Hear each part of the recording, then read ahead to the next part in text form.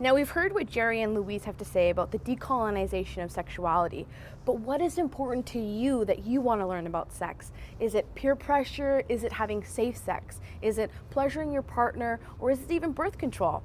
Let's hear what these young people have to say. Knowing what you're comfortable with can make it easier to talk about sex.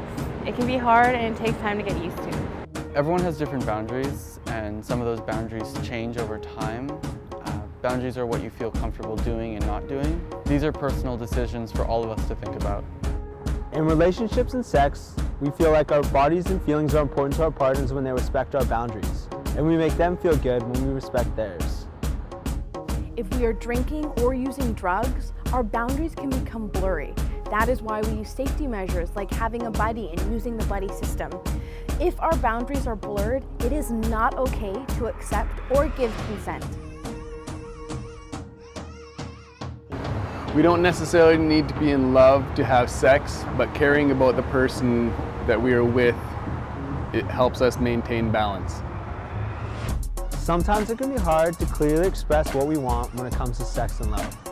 I know what I'm comfortable with, so I like to share with my partner how I'm feeling before we make the decision to have sex.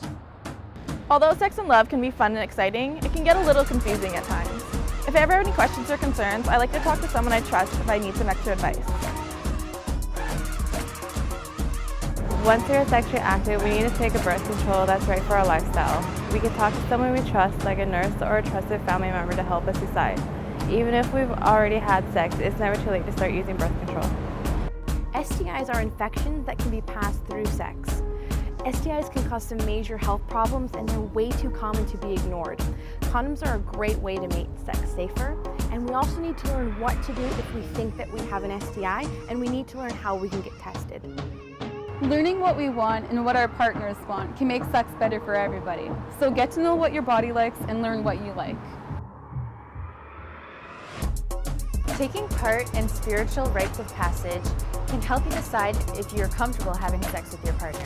If you are not using any kind of birth control or condoms, then you and your partner are at risk of getting STIs or an unplanned pregnancy.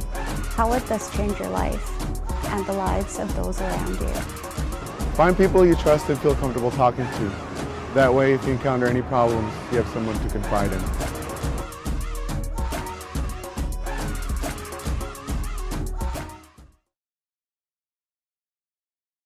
Learning what we want and what our partners want can make sex...